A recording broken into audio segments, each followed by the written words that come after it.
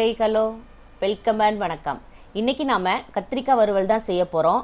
இதை சைடிஷா எடுத்துக்கிடணுங்கிறது கிடையாது. இதை அப்படியே சாப்பிட்டா கூட ரொம்பவே டேஸ்டியா இருக்கும். இப்போ வாங்க கத்திரிக்காய் வறுவல் எப்படி செய்யலாங்கிறத பார்த்துடலாம். ஃபர்ஸ்ட் ஸ்டெப்பாக கத்திரிக்காய் டோஸ்ட் செய்கிறதுக்காக மசாலா பொருட்கள் ரெடி பண்ணிடலாம். 2 ஸ்பூன் அளவுக்கு கடலை மாவு, 1 ஸ்பூன் அளவுக்கு ரவை, 1/2 ஸ்பூன் அளவுக்கு கரம் மசாலா, 1/2 ஸ்பூன் அளவுக்கு ஜீரகத்தூள், ஒரு 1/4 ஸ்பூன் அளவுக்கு மஞ்சள் தூள், 1 ஸ்பூன் அளவுக்கு தனி மிளகாய் தூள், தேவையான அளவுக்கு உப்பு சேர்த்து இதை நல்லா கலந்து எடுத்துக்கோங்க.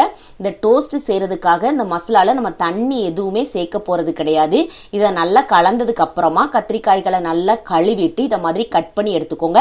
இதை விழுதலங்கான்னு சொல்லுவாங்க. நம்ம இதில் தான் இந்த டோஸ்ட் செய்யணுங்கிறது கிடையாது. எந்த ஒரு வகை கத்திரிக்காய் இருந்தாலும் நம்ம அதில் கட் பண்ணிட்டு செய்துக்கிடலாம். இதை மாதிரி ரவுண்ட் ஷேப்பில் கட் பண்ணிக்கோங்க.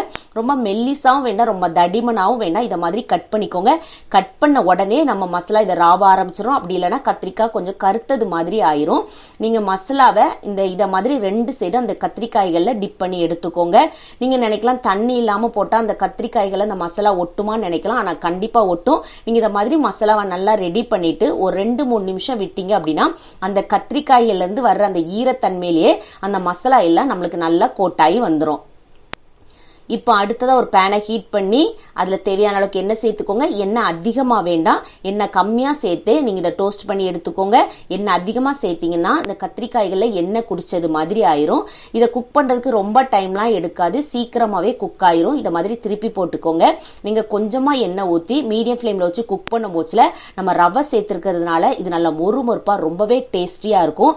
இதை ஆறுனதுக்கப்புறம் சாப்பிடாதீங்க. இது சூடாக சாப்பிட்டீங்க அப்படின்னா ரொம்பவே டேஸ்டியாக இருக்கும். இது ஒயிட் ரைஸ் சைடிஷா மட்டும் இல்ல, ஒரு ஸ்நாக்ஸ் மாதிரியே இதை சாப்பிடலாம். நிறைய குழந்தைங்க கத்திரிக்காய்லாம் விரும்ப மாட்டாங்க. ஆனா இத மாதிரி நீங்க டோஸ்டா செஞ்சு கொடுக்கும் போதுல அவங்க ரொம்பவே விருப்பப்பட்டு என்ஜாய் பண்ணி சாப்பிடுவாங்க.